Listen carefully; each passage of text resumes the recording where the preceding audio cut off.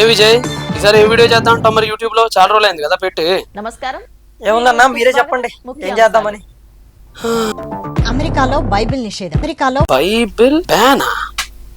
అమెరికాలో ఒక రాష్ట్రం ప్రభుత్వ స్కూల్స్ లో ఉండేటటువంటి లైబ్రరీస్ నుండి బైబిల్ని నిషేధించింది.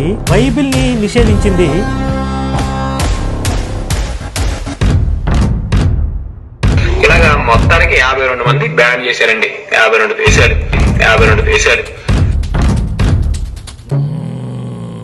To ban the Bible from public libraries. To ban the Bible. So it's now banned. Good. So it's now banned. Baruch is now banning them after receiving complaints. Baruch is now banning them.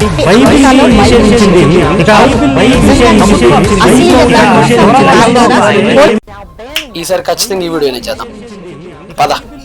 Okay అన్న. మన America Suresh brother ఒకసారి phone కలుపు. ఆ ఒటా school సంగతి ఏంటో తేల్చేద్దాం.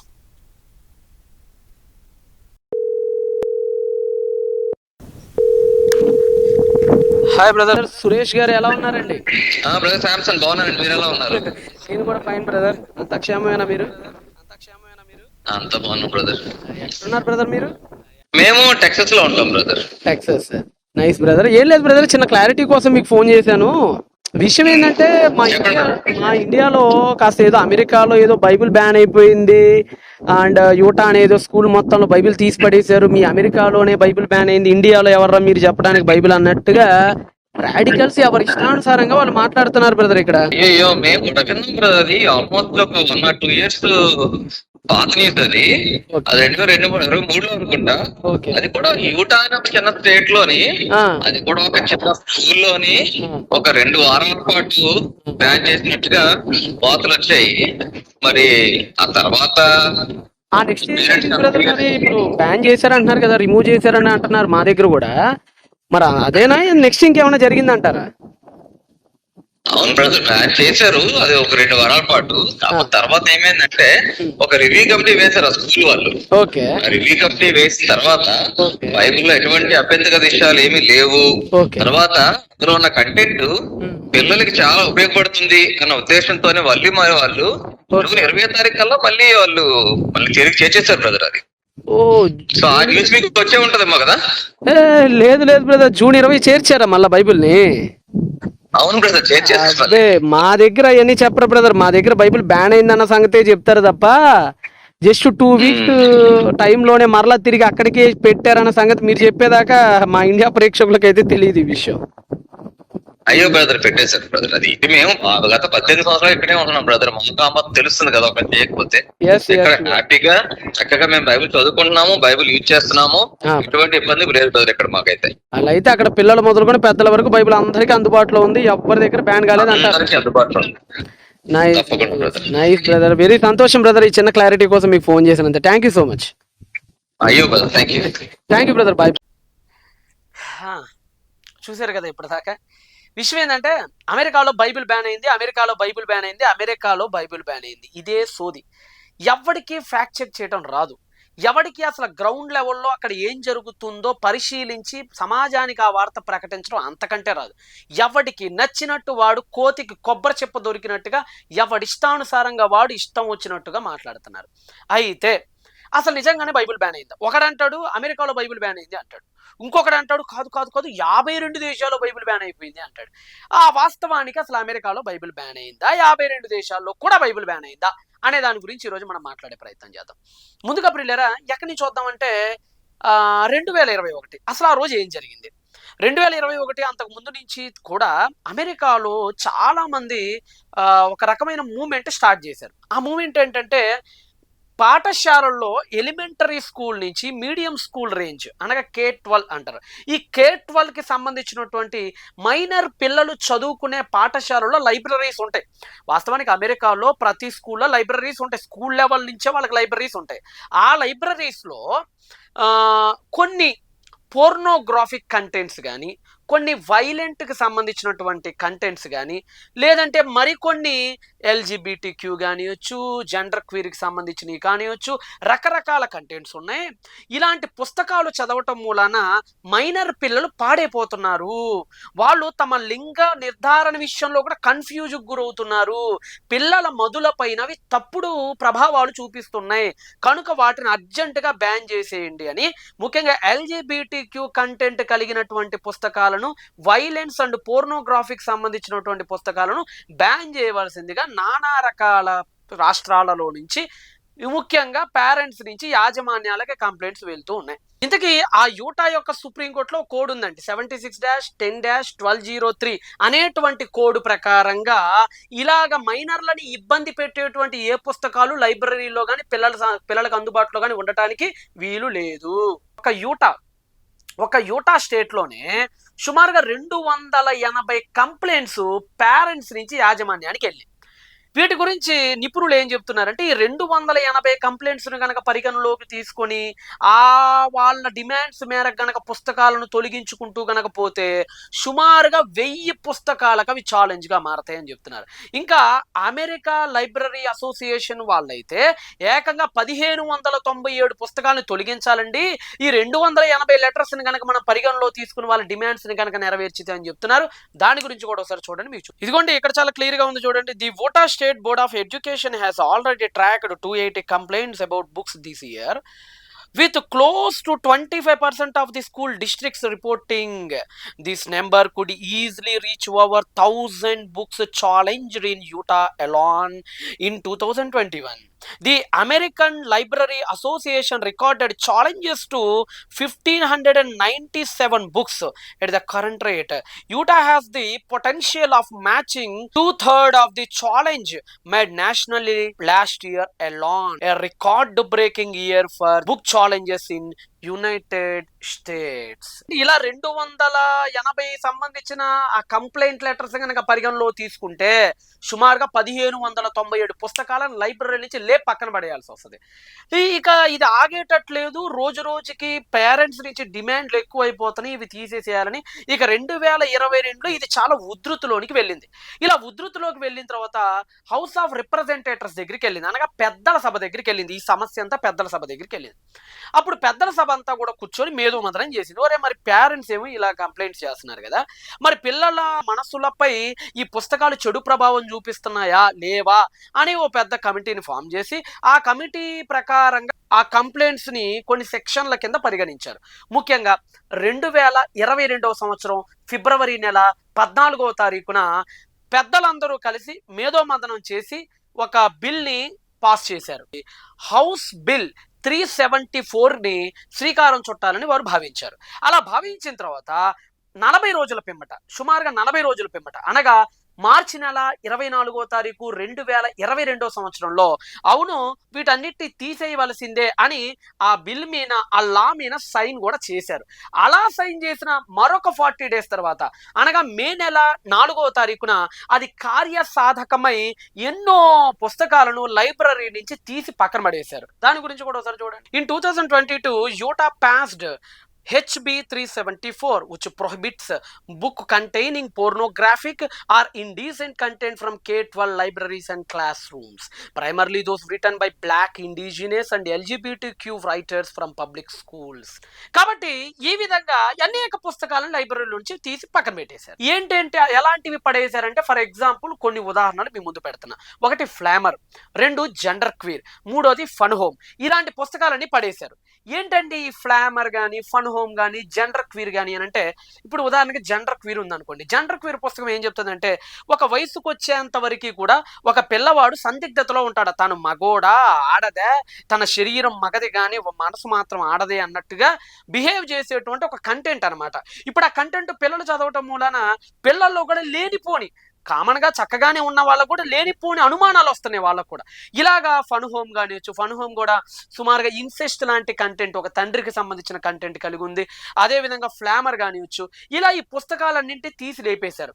ఇలా కొన్ని వందల పుస్తకాలను తీసి లేపేయడం జరిగింది. ఇక్కడ దాకా అంతా చాలా బాగుంది. 5 నెలల తర్వాత సీన్ కట్ చేస్తే 5 months లేటరు డిసెంబర్ 11, 2022న ఆ స్కూల్లోని, ముఖ్యంగా డేవిస్ స్కూల్, యూటా స్టేట్లోని డేవిస్ స్కూల్లో నుంచి ఒక పేరెంట్, ఎక్స్ అనుకోండి కాసేపు, ఎందుకంటే ఆవిడ విమెనా లేదంటే మెన్నా అనేది క్లారిటీ అయితే లేదు, ఆవిడ గోప్యతగా ఉంచారు ఆవిడ వివరాలు. సో ఆయన వివరాలు లేదంటే ఒక ఎక్స్పైరెంట్ అనుకోండి. ఒక ఎక్స్పైరెంట్ ఏం చేశారంటే, బహుశా ఈమె కంప్లైంట్ని మనం పరిగణలో తీసుకుంటే ఏమర్థమవుతుందంటే, ఆవిడ LGBTQ కాస్త సపోర్టివ్గా, అంటే వాటిని ఎంకరేజ్ చేసే వ్యక్తిగా కనపడుతున్నాడు ఆ పలానా ఎక్స్పైరెంట్. ఇతను ఏం చేశాడంటే, ఓకేనండి, సరే మీరు అన్నట్టుగా మరి LGBTQ కంటెంట్స్ అన్నిటిని మీరు తీసేశారు కదా HB 374ని పరిగణలో తీసుకొని, మరి అలాగైతే మరి బైబిల్లో కూడా పోర్నోగ్రఫీ కంటెంట్ ఉంది కదా, మరి బైబిల్లో కూడా వైలెన్స్ ఉంది కదా, మరి బైబిల్లో కూడా ఇండీసెంట్ కంటెంట్స్ ఉన్నాయి కదా, మరి రేపు ఉంది కదా, ఇలా చాలా ఉన్నాయి కదా, మరి దీన్ని ఎందుకు తీయలేదు అని అసలు బైబిల్కి సంబంధం లేని విషయంలోనికి బైబిల్ని కావాలని లాక్కొచ్చాడు ఆ పలానా ఎక్స్పైరెంట్. అతను అసలు ఎలాంటి కంప్లైంట్ చేశారో సాల్ట్ లేక్ ట్రిబ్యూన్ అనేటువంటి ఒక ప్రధాన ప్రముఖ వార్తాపత్రికలో ప్రచురించారు. దాన్ని కూడా మీకు ఒకసారి చూపిస్తున్నాను చూడండి. ఇదిగోండి the salt lake tribune letter అండి ఇది. అక్కడ ఈ విధంగా అంటుంది, incest, onanism, bestiality, prostitution, genital mutilation, fellatio, dildos, rape and even infanticide. The parent brought in their request, ఆ పేరెంట్ ఈ విధంగా రాసిందంట, listening topics they found concerning in the religious text, మత సంబంధమైన గ్రంథాల్లో కూడా ఉన్నాయి కదా, will no doubt find that the బైబిల్లో ఇవి ఉందంటాను కూడా మనం ఎలాంటి సందేహం పడాల్సిన అవసరం లేదు. అండర్ యూటా కోడ్ 76-10-1227 ప్రకారంగా has no serious values for minors because it's pornographic by our new definition. చూసారు కదా ఈ విధంగా. మరి అట్లయితే పలానా కోడ్ ప్రకారంగా మీరేమన్నారు, మైనర్ కి వాల్యూ లేని అన్ని తీసేసేయండి అని చెప్తున్నారు కదా, మరి బైబిల్లో కూడా ఇలాంటివన్నీ ఉన్నాయి కదా, మరి బైబిల్ని ఎందుకు తీసేయలేదు అని ఆవిడ ఆ కంప్లైంట్ లో, పలానా ఎక్స్పైరెంట్ ఆ కంప్లైంట్ లో రైజ్ చేశాడు. ఆ రిక్వెస్ట్ ను పరిగణలో తీసుకుంది ఆ డేవిస్ అనేటువంటి స్కూల్. సుమారుగా మే నెలలో ఆ తర్వాత సంవత్సరం అంటే 2022 డిసెంబర్ 11న ఈవిడ కంప్లైంట్ రైజ్ చేసింది. ఆ తర్వాత 4-5 నెలల తర్వాత అనగా 2023 మే నెలలో బైబిల్ని కూడా ఆవిడ రిక్వెస్ట్ ను పరిగణలో తీసుకొని, వీడితో ఎందుకు లేరా బాబు తంట వీళ్ళందరితోనూ అని చెప్పి వెంటనే వీళ్ళు ఏం చేశారంటే బైబిల్ను కూడా తీసివేయాలని అనుకున్నారు. కానీ దాని ఇంప్లిమెంటేషన్ మాత్రం ఎర్లీ జూన్ లో జరిగింది. 2023 ఎర్లీ జూన్ లో బైబిల్ కి సంబంధించినటువంటి సుమారుగా 7 లేదా 8 king James version of Bibles ను మాత్రమే ఎలిమెంటరీ అండ్ మీడియం స్కూల్ యొక్క లైబ్రరీస్ లో నుంచి తీసేశారు. మొత్తం స్కూల్లో నుంచి కాదు, కేవలం elementary and medium school libraries నుంచి మాత్రమే, అవి కూడా 7 నుంచి 8 copies of king James version ని మాత్రమే తీశారు. చెత్తబొట్లో ఏం పడేలా వాటిని హై స్కూల్ యొక్క లైబ్రరీస్ లోకి పంపించేశారు. అంతకుమించి ఏం జరగలేదు అక్కడ.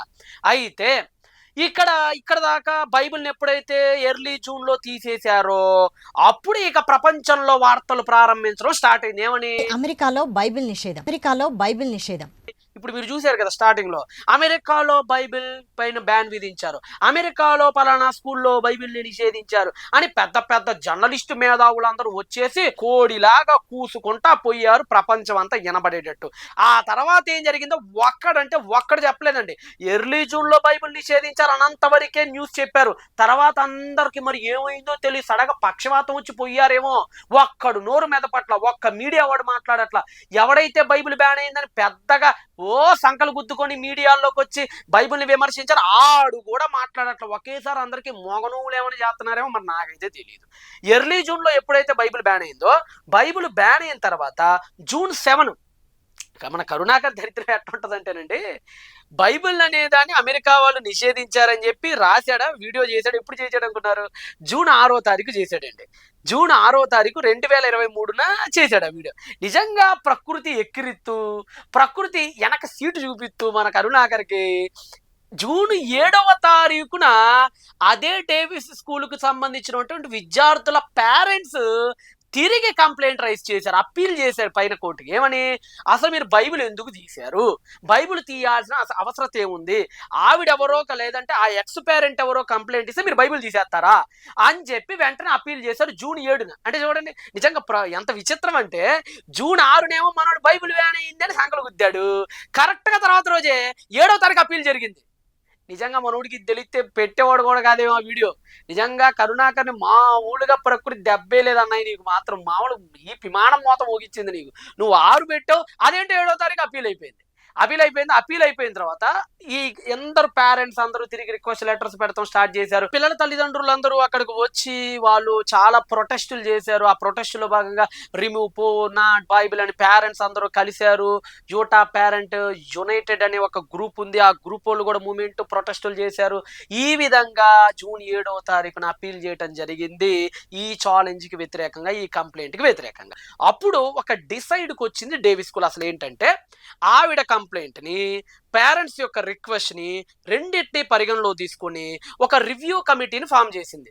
ఆ రివ్యూ కమిటీకి అప్పచెప్పింది అసలు బైబిల్ వండిద్దామా తీసేద్దామా, మైనర్స్ కి వాల్యూస్ ఉన్నాయా లేవా, ఆవిడది కరెక్టా వీళ్ళది కరెక్టా అని ఒక పెద్ద చర్చకు దారి తీసింది. ఆ రివ్యూ కమిటీ ఫామ్ అయింది. ఆ రివ్యూ కమిటీ కూడా ఊరకనే చెప్పలేదండి. ఆ రివ్యూ కమిటీ ఏం రిపోర్ట్ ఇచ్చిందో ఆ రిపోర్ట్ కూడా చదివి వినిపిస్తారు ఒకసారి మీరు చూడండి. ఇదిగోండి, the district review committee reviewed the book in its entirety and determined that the book does not contain sensitive material as defined in Utah Code 76-10-1227 and 1201 and 1203. అంటే ఈ యూటా కోడ్ లో చెప్పినట్టుగా మైనర్స్ కి సంబంధించినటువంటి సెన్సిటివ్ కంటెంట్ ఏమీ బైబిల్లో లేదు. Bible అసలు ఆ సెక్షన్స్ కిందకి రాదు, అవి కేవలం డిస్క్రిప్టివ్స్ మాత్రమే. అంతేకాదు పిల్లలని బాగుపరిచే విషయాలు బైబిల్లో చాలానే ఉన్నాయి. నిజంగా బైబిల్ చదివితే మైనర్ విద్యార్థులు బాగుపడతారని ఆ రివ్యూ కమిటీ మొత్తానికి తేల్చి చెప్పి జూన్ నెల 20వ తారీఖు 2023లో మరలా తిరిగి బైబిల్ని ఎక్కడ నుంచైతే తీశారో అక్కడే తీసుకెళ్ళి పెట్టారు. అంటే మన కరుణాకర్ని ప్రపంచాన్ని బైబిల్ ఎక్కిరిస్తూ తొడగొట్టి మీసం తిప్పి ఎక్కడి నుంచి అయితే తీసేశారని సంకలు గుర్తుకున్నారో నోట్లో బెల్లం మొక్కేస్తూ మరలా తిరిగి అక్కడే రాజసింహాసనం మీద కూర్చున్నట్టుగా కూర్చుంది బైబిల్ గ్రంథం. ఇదండి జరిగింది. అంటే ఎర్లీ జూన్లో బైబిల్ తీసేసింది మాత్రం చెప్పారు, కానీ 2 వారాల్లోనే తిరిగి మళ్ళీ అదే డేవిస్ స్కూల్లో తీసుకెళ్లి మళ్ళీ బైబిల్ పెట్టారు. మరి ఇది చెప్పలేదే, ఇది చెప్పరు. ఎందుకంటే హాఫ్ గాలంగా మనం 50-50 గాలం అనమాట. ఈ 50-50 గాలందరూ మరి 50-50 న్యూసే చెప్తారు, 100% న్యూస్ చెప్పరు కదా. అదనమాట సంగతి. అమెరికాలో ఒక రాష్ట్రం ప్రభుత్వ స్కూల్స్లో ఉండేటటువంటి లైబ్రరీస్ నుండి బైబిల్ని నిషేధించింది. ఇక్కడ ఈ 2 వారాలు బైబిల్ బ్యాన్ అయింది అనుకున్నాం కదా, ఎర్లీ జూన్ నుంచి జూన్ 20 వరకు.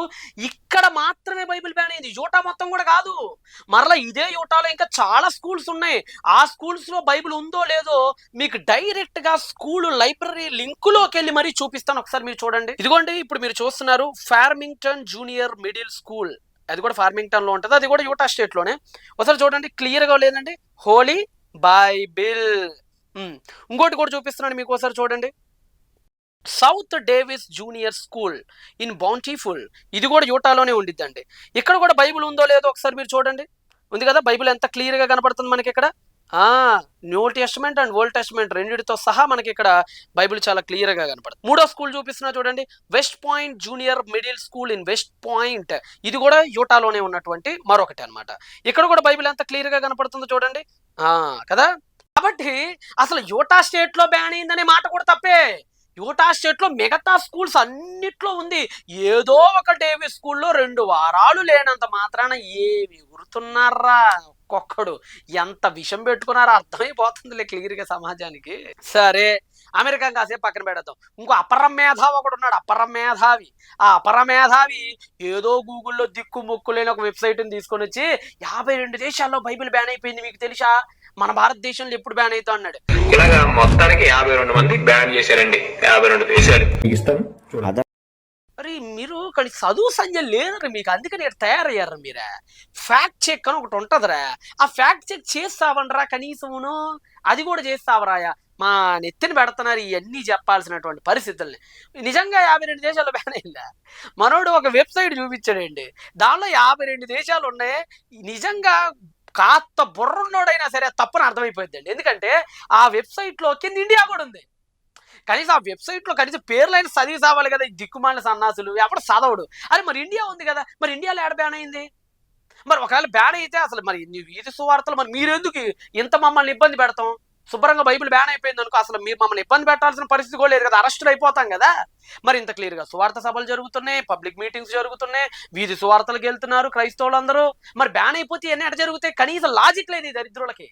అంటే ఇంకా ఏం బెటర్ చేశారు, యమన్ పెట్టారు, యునైటెడ్ అరబ్ ఎమిరేట్స్ పెట్టారు, సౌదీ పెట్టారు, ఇలా ఏదో అన్ని పెట్టేశారండి. ఒరే నాయన, ఏంటి ఇస్లామిక్ కంట్రీలు రా, అక్కడ కూడా బైబిల్ బ్యాన్ ఏం కాదు, రిస్ట్రిక్షన్స్ ఉన్నాయి అంతే. ఇస్లామిక్ కంట్రీస్లో అవన్నీ మతరాజ్యాలు గనక తమ మతానికి వ్యతిరేకించే దేని మీదైనా రిస్ట్రిక్షన్స్ ఉంటాయి. బైబిలే కాదు. బైబిల్ ప్రపంచవ్యాప్తంగా ఉండేది కాబట్టి ముందు బైబిల్ కనపడుతుంది మీకు. భగవద్గీత మీద అయినా ఉంటది. సరే, ఇప్పుడు ఏదో భగవద్గీతను అరబ్ స్కూల్లో అక్కడ ఇక్కడ పెట్టారు, మళ్ళీ ఇది వేరే కంటెంట్. దాని గురించి చెప్తే మళ్ళీ ఇంకో వీడియో చేయాల్సి వస్తుంది నీకు. జనరల్గా పబ్లిక్గా ప్రకటించుకోవటానికి అవకాశం అక్కడ ఉండదు. భగవద్గీత, రామాయణం ఏదైనా సరే సౌదీ లాంటి దేశాల్లో కానీ కట్టర్ ఇస్లామిక్ దేశాల్లో ఎక్కడ కూడా ఇది కుదరని పని. వాళ్ళకి బైబిల్ అంతే, భగవద్గీత అంతే, రామాయణం అంతే, జొరాస్ట్రియన్ అంతే, బుద్ధిజం గ్రంథాలు, త్రిపీఠకాలు కూడా అంతే, వాళ్ళందరికీ అంతే. నాన్ ఇస్లామిక్ ఫెయిత్ ఏదైనా సరే అక్కడ బ్యానే, ఒక్క బైబిలే కాదు. ఈ విషయాన్ని కూడా మీరు గమనించండి. ఇంకో విషయం ఏంటంటే, కనీసం మనం గూగుల్ ఉన్నాయని అడుగుదామా సింపుల్ గా, is a Bible ban in 52 countries అని ఒకసారి గూగుల్ కొట్టండి. గూగుల్ ఏం చెప్తున్నాడు ఒకసారి చూడండి మీరు. ఇదిగోండి, is the Bible ban in 52 countries. ఇదిగోండి ఏమి ఇచ్చాడండి, the claim that the Bible is banned in 52 countries is not true. ఒరే దరిద్రులారా, 52 దేశాల్లో బైబిల్ బ్యాన్ అయిందని చెప్పింది అది నిజం కాదురా. గూగుల్ సింపుల్ గా ఇచ్చేస్తున్నాడు దాన్ని. However the Bible is illegal or restricted in many countries. కేవలం రిస్ట్రిక్షన్స్ మాత్రమే ఉన్నాయి చాలా దేశాల్లో, అంతే తప్ప బైబిల్ బ్యాన్ అయితే కాదని క్లియర్ గా చెప్తున్నాడు. అంటే కనీసం మన గూగుల్ ఓడి కొడతాం కూడా రాదురు మీకు. సరేనండి, తలతిక్కగా కొడుతూ గూగుల్ ఓడి కూడా తలతిక్క సమాధానం ఇస్తాలేండి బ్యాన్ అయినట్టుగా, అది వేరే విషయం. సరే, ఇది కూడా కాదు, అసలు గూగుల్ ఏఐ కూడా కాదు. డైరెక్ట్ గా మనం ఫ్యాక్ట్ చెక్ చేసుకొని ఒక నిజాన్ని మనం. కాబట్టి చివరికి ప్రేక్షకులకు నేను తెలియజేయడం ఏమనగా, మా బుర్ర తక్కువ బత్తాయిలు గల మాటలిని అనవసరంగా లేనిపోయిన అబద్ధాలన్నీ బుర్రలో ఎట్టుకొని ఆ ఉన్న బుర్ర చెడగొట్టుకోమాకండ్రా. కథ ఫ్యాక్ట్ చెక్ చేసుకోండి, రైట్? ఓకేనా? మళ్ళా దేవుడి చేత అయితే మరలా మేము ముందుకు వస్తాను. I'm M Samson from MSM Updates, బీజడశం లైట్ రోడ్. బాయ్.